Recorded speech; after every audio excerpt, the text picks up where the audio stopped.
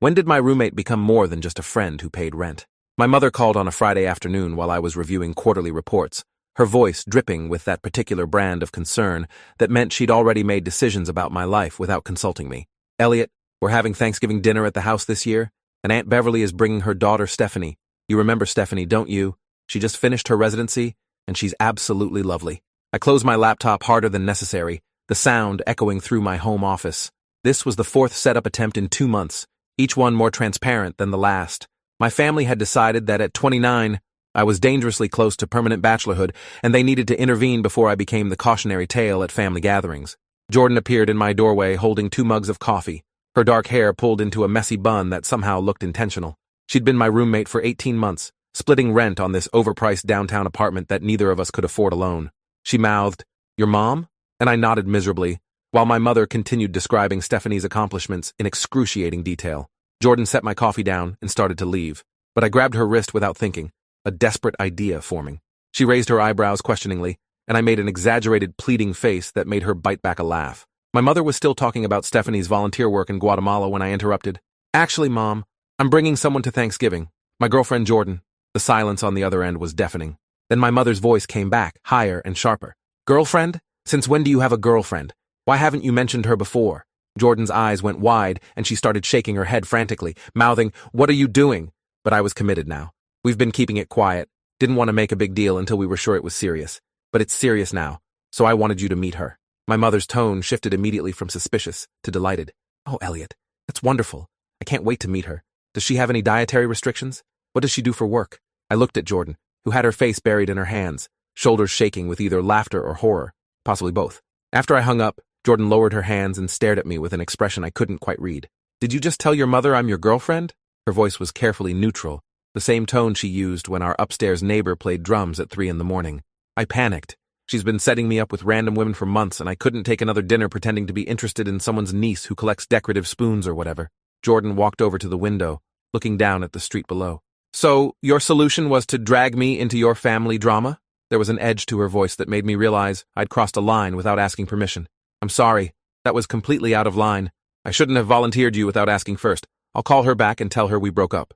Jordan turned around, leaning against the windowsill. "How bad are these setup attempts?" I groaned and pulled up my phone, showing her the last text from my aunt with a photo of her dental hygienist attached. "This is Carolyn. She loves hiking and has her own condo." Jordan snorted, scrolling through more messages. "Your family is relentless." She handed my phone back and crossed her arms, thinking, "Okay, here's the deal. I'll do it. But you owe me. Big time." Relief flooded through me so fast I felt dizzy. "Anything. I'll take your trash duty for 6 months. I'll finally fix that leaky faucet in your bathroom. I'll alphabetize your ridiculous spice collection." She held up a hand to stop me. "We'll figure out payment later. Right now, we need to get our story straight because your family is going to have questions." We spent that evening sitting on the living room floor with Chinese takeout containers spread between us, constructing our fake relationship history. Jordan had her laptop open, typing notes like she was preparing for a trial. "Okay, how did we meet?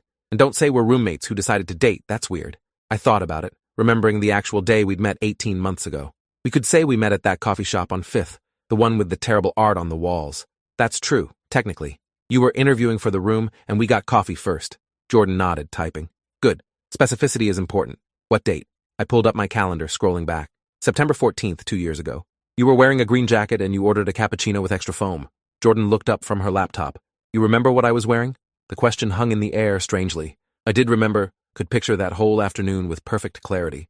How she'd laughed at my joke about the painting of dogs playing poker. How she'd noticed the book I was reading and mentioned she'd loved that author.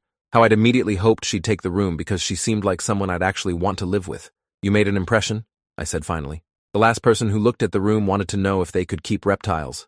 Plural." Jordan smiled at that.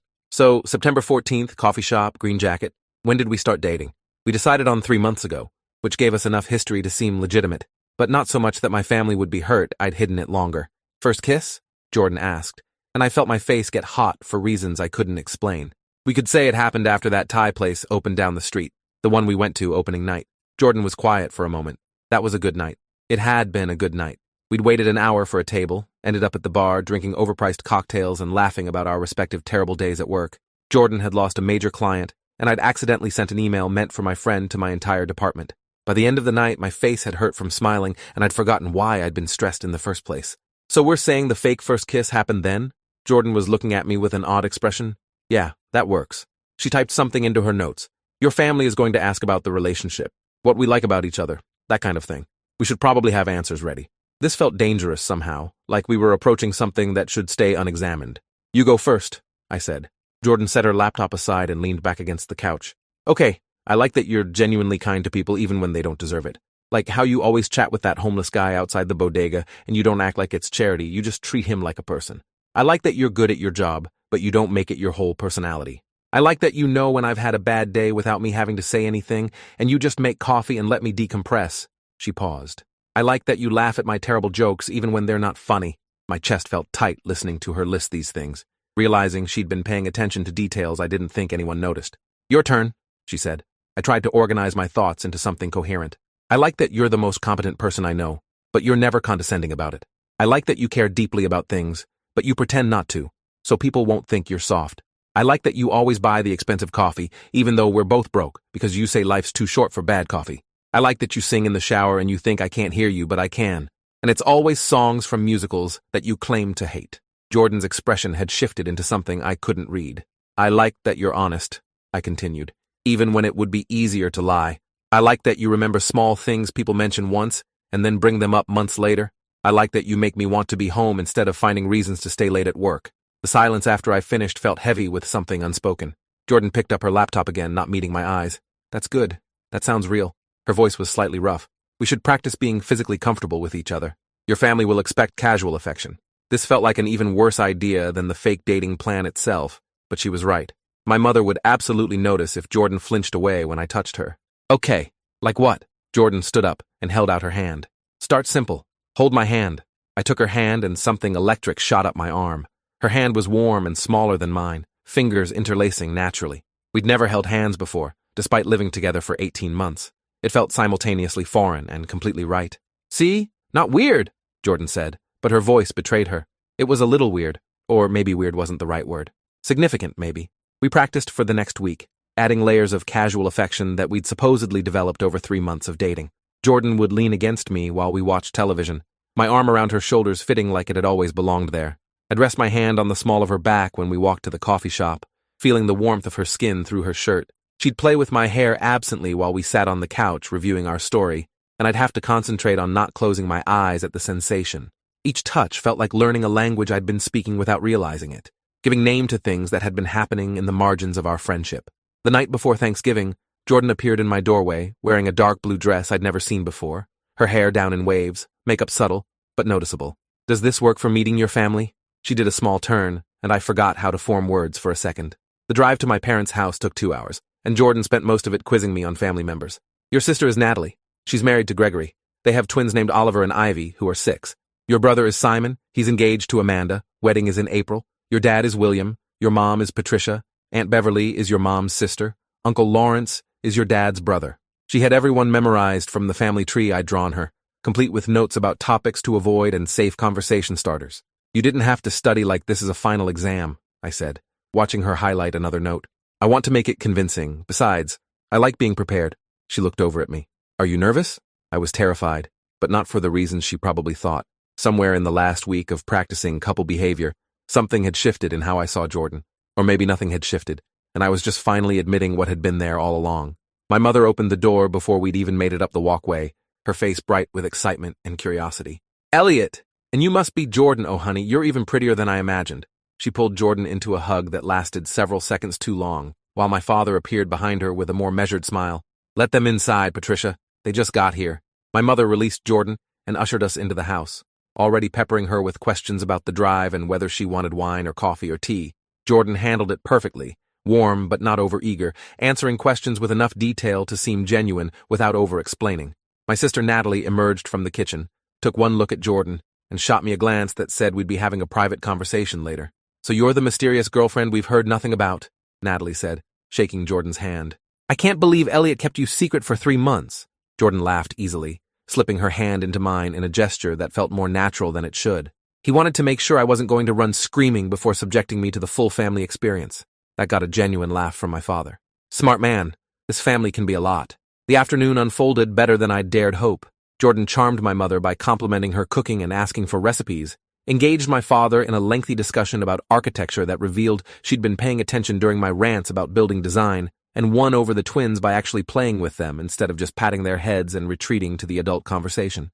I watched her across the room at one point, crouched down, showing Ivy something on her phone while Oliver hung over her shoulder, and felt something click into place in my chest. My mother materialized beside me. "She's wonderful, Elliot. Don't mess this up." Dinner was going smoothly until the doorbell rang. My mother's face did something complicated and guilty as she stood up. "That must be Beverly and Stephanie. I told them to stop by for dessert." My stomach dropped. Jordan's hand found mine under the table, squeezing once in reassurance. Aunt Beverly swept in trailing perfume and enthusiasm, her daughter Stephanie following with a polite smile that didn't reach her eyes. "Patricia, everything smells divine. Oh, Elliot, so good to see you. And this must be the girlfriend we've heard about." Stephanie's smile sharpened slightly. "What a surprise. Last I heard, Elliot was still single." There was something pointed in how she said it, and I recognized her type immediately. Someone used to getting what she wanted and displeased at finding the goalposts had moved. Jordan stood up, extending her hand with a warm smile that somehow contained steel underneath. "Jordan Reeves, and you must be Stephanie. Your mother's been telling us about your residency. Pediatrics, right?" Stephanie took Jordan's hand briefly. "Emergency medicine, actually. So, Elliot, how long did you say you two have been together?" Before I could answer, Jordan did. 3 months officially, but we've known each other for almost 2 years. We were friends first, which I think made the transition to dating feel very natural. She was so smooth with the lie that I almost believed it myself. Stephanie sat down in the chair next to mine, closer than necessary. 2 years? That's quite a long friendship before dating. What changed? The question was innocent enough, but loaded with implication. Jordan didn't miss a beat. "I think we both realized we'd been dating in everything but name for a while.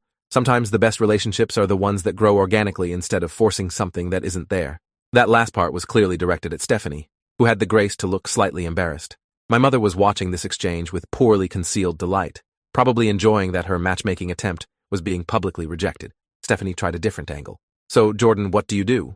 This was territory we'd prepared for. "I'm a litigation consultant. Essentially, I help law firms prepare for trial by reviewing evidence and developing case strategies." Stephanie nodded, but her eyes were already glazing over with polite disinterest. "That sounds technical. Do you work from home?" The implication was clear. Did Jordan have a real career, or was she underemployed and convenient? Jordan's smile didn't waver. "I have an office downtown, but I do work from home occasionally. It's actually how Elliot and I ended up living together. I needed a place when my lease ended. He had a spare room and it made sense financially. Then we realized we made good roommates, which made us wonder if we'd make good partners." She paused deliberately. "Turns out we do." Stephanie's expression had gone tight around the edges. "How convenient that you already live together. No need to go through that awkward adjustment period."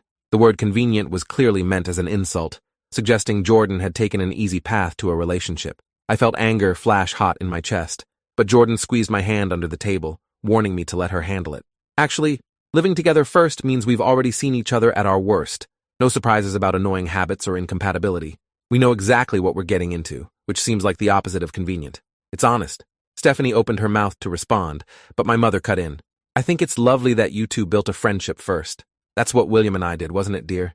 My father nodded, recognizing his cue to support his wife's narrative shift. "Best decision I ever made was marrying my friend." Aunt Beverly, reading the room, steered conversation to safer topics while Stephanie sat in stony silence. After dessert, she made her excuses and left early, citing an early shift at the hospital. My mother hugged her goodbye with what looked like genuine relief. Once the door closed behind them, my mother turned to Jordan with an apologetic expression. "I'm so sorry, honey. I didn't know Beverly was bringing Stephanie tonight. If I'd known it would be awkward, I would have told her not to come." Jordan waved it off gracefully. "Don't worry about it. I understand family dynamics can be complicated." Natalie appeared at my elbow. "Can I talk to you in the kitchen?" It wasn't really a question. I followed her, leaving Jordan chatting with my mother about something that had them both laughing. Natalie leaned against the counter, arms crossed, studying me with that particular big sister expression that meant she was about to say something I wouldn't want to hear. "Okay, what's really going on with you and Jordan?" I tried to look innocent. "What do you mean?" "We're dating." She rolled her eyes. "Elliot, I've known you for 29 years. I can tell when you're lying. And right now, you're doing this thing where you avoid eye contact and touch your neck." I consciously dropped my hand from my neck. "We're dating," I repeated, but it sounded hollow even to me. Natalie sighed. "Fine, don't tell me. But I'm going to say something, and I want you to actually listen. That woman out there is either the best actress I've ever seen, or she's genuinely in love with you.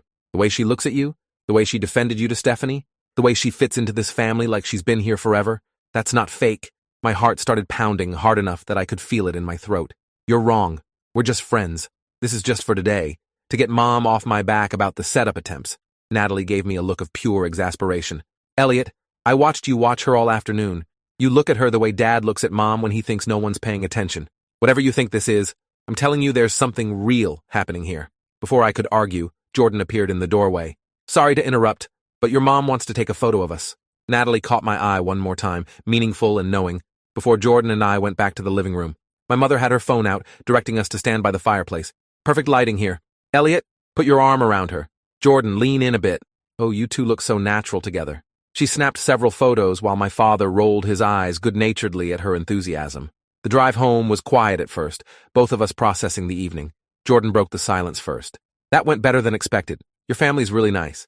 I kept my eyes on the road. Even the part where my mom ambushed us with Stephanie? Jordan laughed. Especially that part. Did you see your mom's face when Stephanie left early? She looked so relieved. We lapsed back into silence, but it felt different now, charged with something unspoken. After a while, Jordan said quietly, "Thank you for defending me to Stephanie. I mean, I know it was part of the act, but still." I glanced over at her. That wasn't an act. The things she was implying about you were out of line. Jordan was looking out the window at the dark highway. What did your sister want to talk to you about in the kitchen? I debated lying, then remembered Jordan's comment about honesty being important. She said she thinks you have real feelings for me, that the way you were acting wasn't fake. I could feel Jordan stiffen beside me. What did you tell her? My hands tightened on the steering wheel. I told her she was wrong, that we're just friends doing each other a favor. The words felt like lies, even as I said them. Jordan was very quiet. Then, in a voice barely above a whisper, what if she wasn't wrong? The car swerved slightly and I corrected it, my heart suddenly racing. What? Jordan turned to face me. What if she wasn't wrong? About me having real feelings. I pulled over to the shoulder of the highway, putting the car in park because I couldn't drive and have this conversation simultaneously. Jordan, what are you saying? She took a breath, and I could see her gathering courage. I'm saying that when you asked me to pretend to be your girlfriend, I said yes, because I wanted to know what it would feel like, to be with you like that, even if it was fake. I'm saying that everything I said at dinner about why we work together, I meant it. I'm saying the hardest part of today wasn't pretending to be in love with you. It was remembering that I am. The confession hung between us like a physical thing. My brain was struggling to process what she'd just said, to rearrange 18 months of friendship into this new configuration. How long have you felt this way? My voice came out rough. Jordan laughed, but it sounded pained. I don't know exactly. Maybe it was gradual, or maybe it was immediate, and I just didn't let myself acknowledge it. Do you remember that first day we met at the coffee shop? I went home and told my friend that I'd just met someone interesting, and she asked if you were single, and I said it didn't matter because you were going to be my roommate, and I wasn't going to mess that up. I remembered that day from my perspective, how I'd immediately called my best friend and said, I thought the new potential roommate might become an actual friend, which was rare for me. How I'd been pleased when she'd texted that she wanted the room, and how the apartment had felt different, better, once she'd moved in. How I'd started looking forward to coming home, to the easy conversation and comfortable silences. I didn't know, I said finally. I didn't know you felt that way. Jordan's smile was sad. I got pretty good at hiding it. Had to, since we lived together and I didn't want to make things awkward. But today, pretending we were together, having your family treat me like I belonged there, defending you to Stephanie because the idea of anyone thinking you weren't good enough made me genuinely angry. It made me realize I can't keep pretending I don't feel this way. I sat there in my idling car on the shoulder of the highway, watching 18 months of memories rearrange themselves through this new lens. Every time Jordan had made coffee exactly how I liked it without asking. The way she'd stayed up with me when I had that brutal project deadline, working quietly in the same room just to keep me company. How she'd learned to read my moods and know when I needed space versus when I needed distraction. The inside jokes that had developed naturally, the comfortable silence, the way our schedules had gradually synchronized without us noticing. I've been an idiot, I said quietly. Jordan looked up, guarded hope in her eyes. What do you mean? I turned to face her fully. I mean, I've been calling you my roommate and my friend because those were safe labels for something I didn't want to examine too closely. I mean, I spent today watching you with my family and feeling proud and possessive and terrified someone would see through our act. Except it wasn't really an act for me either. Jordan's breath caught. Elliot, what are you saying? I reached over and took her hand, the gesture as natural now as breathing. I'm saying that when Natalie told me how you look at me, my first thought wasn't, that's awkward. It was good. I'm saying that practicing being affectionate with you this week didn't feel like practice. It felt like finally being allowed to do what I'd wanted to do for months. I'm saying that list of things I like about you? I've been mentally adding to it since the day we met. Jordan's eyes were shining with tears. She was blinking back. Then why didn't you say something? I laughed, the sound slightly hysterical. Because you're my roommate and my friend and I didn't want to risk losing that. Because I convinced myself what I felt was platonic when it clearly wasn't. Because I'm apparently really good at lying to myself. We sat there holding hands in my parked car, the headlights illuminating the empty highway ahead. "So what happens now?" Jordan asked. I thought about my mother's warning not to mess this up, about Natalie's knowing look, about Stephanie's obvious jealousy. I thought about coming home to an empty apartment versus coming home to Jordan. I thought about the difference between having a roommate and having a partner, and realized the line between those things had blurred months ago without me noticing. "Now," I said, "we stop pretending this is fake." I pulled back onto the highway, but kept hold of Jordan's hand. She laced her fingers through mine, and something that had been tense in my chest finally relaxed. "Your family is going to be insufferable about this," Jordan said. "They're going to claim they knew all along." I laughed. They probably did. We're apparently not subtle. When we got back to the apartment, everything looked the same, but felt different. Jordan kicked off her heels and headed to her room to change, and I stood in the living room feeling unmoored. She emerged a few minutes later in sweatpants and an old t-shirt, hair pulled back, makeup washed off. She looked more beautiful than she had all day. "So," she said, "do we talk about logistics? Like, do you want me to move out? Find a different place? I don't know what the protocol is for when roommates start dating." The thought of Jordan leaving made my stomach drop. "I don't want you to move out, unless you want to." She shook her head. "I don't want to, but dating while living together seems complicated." I moved closer to her. "More or less complicated than living together while secretly having feelings for each other?" Jordan smiled. "Fair point. Okay, so we're doing this? Actually dating?" I nodded. "Actually dating." She reached up and touched my face, her hand warm against my cheek. "Then I should probably mention that I've wanted to do this for a very long time." She kissed me, soft and tentative at first, then deeper when I pulled her closer. It felt like coming home and discovering something new simultaneously. When we broke apart, Jordan was grinning. "That was better than our fake first kiss story." I laughed. "Way better. We should probably come up with a new story for how we got together." She looped her arms around my neck. "Or we could just tell people the truth. That we were idiots who took way too long to figure out what everyone else apparently already knew." My phone buzzed with a text. I ignored it, but Jordan reached into my pocket and pulled it out. "It's from your mom." She showed me the screen. The text contained one of the photos from earlier, Jordan and I by the fireplace. I had my arm around her and she was leaning into me, both of us smiling at something off camera. We looked happy and comfortable and completely in love. Below the photo, my mother had written, "I knew you two were really together. You look at her the same way your father looks at me." Jordan read the message and laughed. "Called it. Your family is going to be insufferable." I pulled her closer, looking at the photo over her shoulder. "Worth it," I said, and kissed her again. My phone kept buzzing with more texts. Probably my entire family weighing in, but I ignored them. There would be time later to deal with their inevitable told-you-sos. Right now, I had more important things to focus on. Jordan pulled back slightly. "We should probably set some ground rules. Like, what happens if this doesn't work out? We can't exactly avoid each other if we're living together." I understood the fear behind the question. "Then we figure it out. But Jordan, I've already seen you at your worst. I've seen you stressed and angry and sick and exhausted, and I still wanted to spend time with you.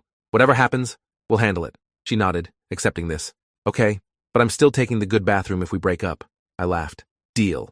Over the next few weeks, we developed a new normal that was simultaneously completely different and exactly the same.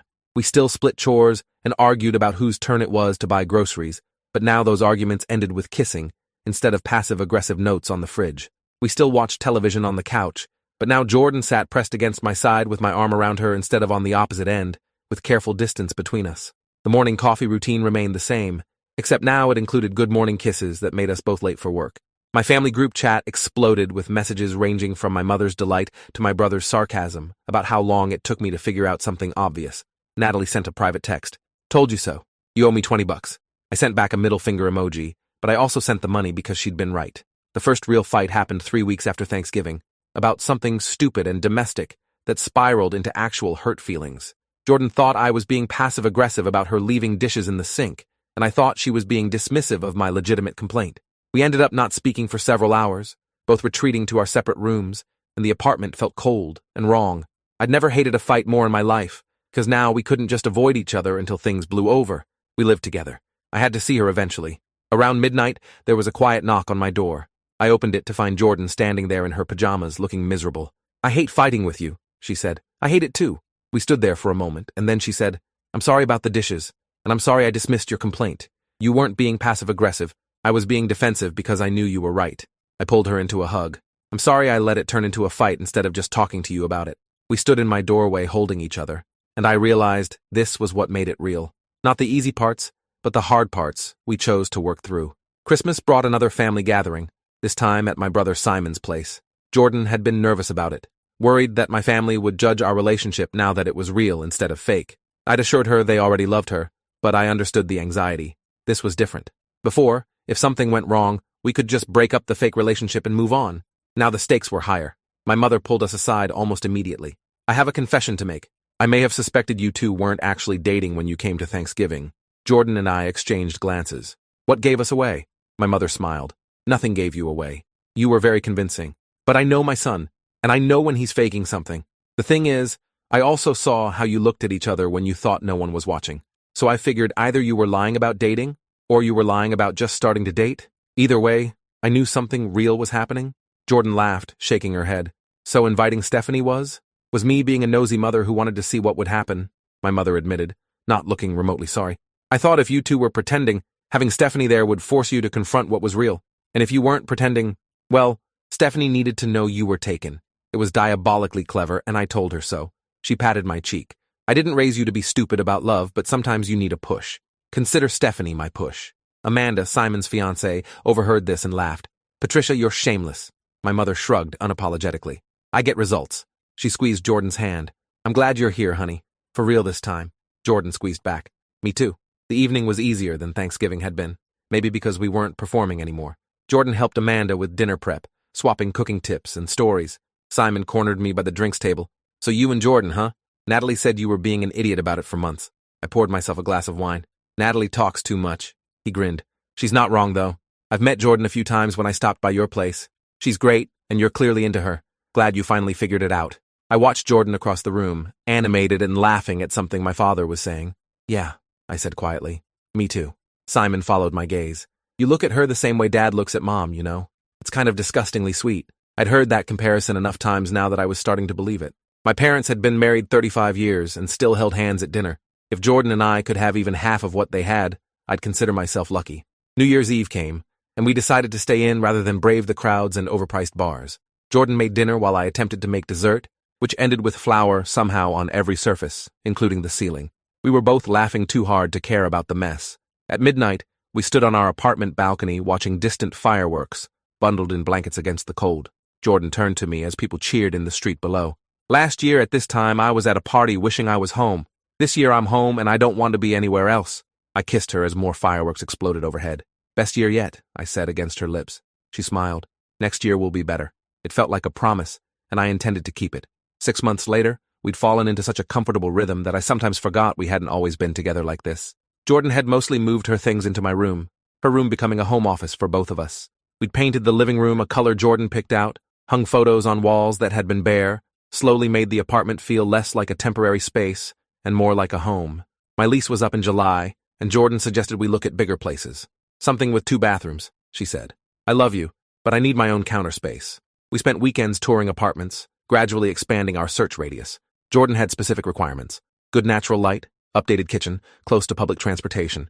I had simpler needs, space for both of us, affordable rent, whatever made Jordan happy. We found the perfect place in late June, a 2-bedroom on the 4th floor with huge windows and a balcony big enough for actual furniture. The rent was steep but manageable if we split it, and Jordan's face lit up the moment we walked in. This is it, she said, walking from room to room.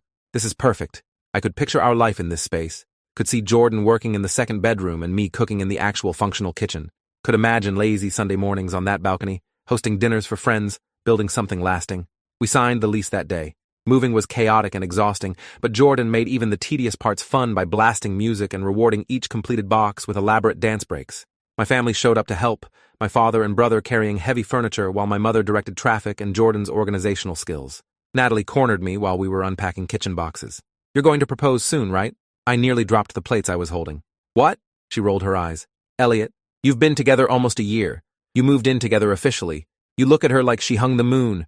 When are you going to make it official? I hadn't let myself think that far ahead, worried it was too soon. But Natalie had a point. Jordan and I had basically been building a life together since the day we met. Making it legal felt like acknowledging what was already true. I don't know, I admitted. What if it's too fast? Natalie gave me a look. You've known her for almost 3 years. You've lived together for 2.5. You've seen her sick, stressed, angry, and vulnerable. What exactly are you waiting to find out? She wasn't wrong. I knew Jordan's coffee order and her work schedule and her terrible singing voice. I knew she stress cleaned and got grumpy when hungry and cried at insurance commercials. I knew she was brilliant and kind and funny and occasionally infuriating. I knew I wanted to spend the rest of my life knowing her better. Okay, I said. You're right. I'll think about it. Natalie smiled. Don't think too long. That woman isn't going to wait around forever if you don't lock it down. I started planning quietly, recruiting my mother's help to find out Jordan's ring preferences without being obvious. My mother, delighted to be included, suggested I talk to Jordan's best friend Alexis, who would know exactly what Jordan wanted. Alexis met me for coffee and pulled up photos on her phone. Jordan mentioned once that she hates big, flashy rings, said they get in the way of actual work. She likes simple, classic designs. Also, she has small hands, so nothing too large. She showed me a photo of a ring Jordan had pointed out in a magazine years ago, a simple platinum band with a small, square-cut diamond. It was perfect, understated, and elegant. I bought it 3 weeks later and then spent another month trying to figure out the right way to propose. Every romantic gesture felt too cliché, too performative. I wanted something that felt like us, something real. The opportunity came unexpectedly in September. On a random weeknight when nothing special was planned, we'd made dinner together, the kitchen a comfortable chaos of chopping and stirring and talking about our days. After we ate, we'd migrated to the balcony with wine, watching the sunset paint the sky orange and pink. Jordan was telling me about a case she was working on, animated and engaged, hands moving as she explained complex legal strategy. I watched her talk and thought about that first coffee shop meeting almost 3 years ago, how I'd hoped she'd become my friend, how I'd gotten so much more than friendship without realizing it was happening. Why are you looking at me like that? Jordan asked, breaking off mid-sentence. I set down my wine glass. I was thinking about the day we met, about how I had no idea that meeting you would change everything. Jordan smiled. Getting sentimental in your old age? I pulled the ring box from my pocket where I'd been carrying it for weeks, waiting for a moment that felt right. This moment, unplanned and ordinary and perfect, felt right. Jordan's eyes went wide as I opened the box. I've been calling you my roommate, then my girlfriend, and both those labels are true, but incomplete. I want to call you my wife. I want to build a life with you that we're not just falling into by accident, but choosing deliberately. Jordan, will you marry me? Her hands were shaking as she took the box from me. You're serious. You're actually proposing. I nodded, suddenly nervous that I'd misread things, moved too fast, assumed too much. If it's too soon, we can wait. I just wanted you to know that I'm sure. About you. About us. Jordan laughed, and I saw tears on her face. Yes. Obviously yes. Did you really think I'd say no? Relief and joy flooded through me. I hoped not, but I wasn't completely sure. She kissed me, soft and sweet and tasting like wine and happiness. I'm sure, she said against my lips. I've been sure for a long time. The ring fit perfectly on her finger, and Jordan kept looking at it with wonder, like she couldn't quite believe it was real.